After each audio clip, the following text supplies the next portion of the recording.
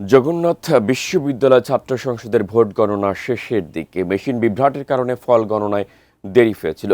এখন পর্যন্ত শিবির সমর্থিত প্যানেল এগিয়ে রয়েছে। জগন্নাথ বিশ্ববিদ্যালয় ক্যাম্পাসে আছেন সহকর্মী রবিউল ইসলাম রবি। ফলাফলের সবশেষ অবস্থা সম্পর্কে জানতে সরাসরি যুক্ত হচ্ছি তার সঙ্গে। রবি, সর্বশেষ ফলাফল কি আছে আপনার হাতে আমাদের জানাবেন।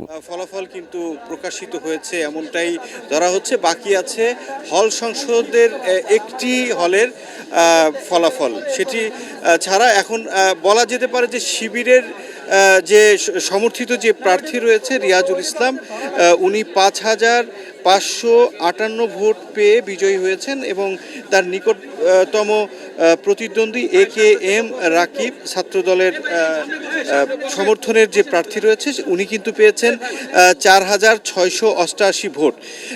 তাদের দুজনের ভিপি পদের দুজনের ভোটের ব্যবধান 870 ভোটের ব্যবধান হয়েছে এবং এই 870 ভোটের ব্যবধানে ভিপি পদে জয়ী হয়েছেন রিয়াজুল ইসলাম, যিনি শিবির প্যানেলের প্রার্থী ছিলেন। এছাড়া জিএসেও কিন্তু ঠিক একই রকম দেখা যাচ্ছে।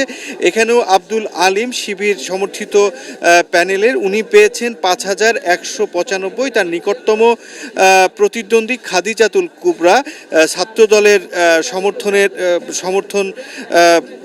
সমর্থন প্রাপ্ত, উনি পেয়েছেন 2,061। ওনার ব্যবধান হয়েছে 3,134, মানে অনেক বড় ব্যবধানেই কিন্তু উনি পরাজিত হয়েছেন শিবিরের প্রার্থী আব্দুল আলিমের বিপরীতে।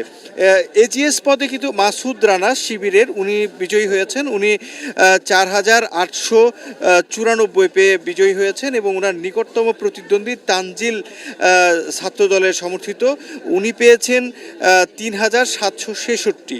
এখানেও ব্যবধান 1,128 ভোট। আমরা কিছুক্ষণের মধ্যেই যকসু নির্বাচনের ফলাফল আমরা পেয়েছি, কিন্তু কিছুক্ষণের মধ্যেই আমরা হল সংসদের ফলাফল হয়তো আমরা পাবো। তবে এখন পর্যন্ত ফলাফল প্রকাশিত হয়েছে, কিন্তু আনুষ্ঠানিকভাবে ভিপি, জিএস বা এজিএস এই পদের যেই আনুষ্ঠানিক ঘোষণা সেটি এখন পর্যন্ত দেয়া হয়নি। হয়তো কিছুক্ষণের মধ্যেই ঘোষণা পাওয়া যাবে। তো এই ছিল আমার কাছে যকসু নির্বাচনের সর্বশেষ খবর।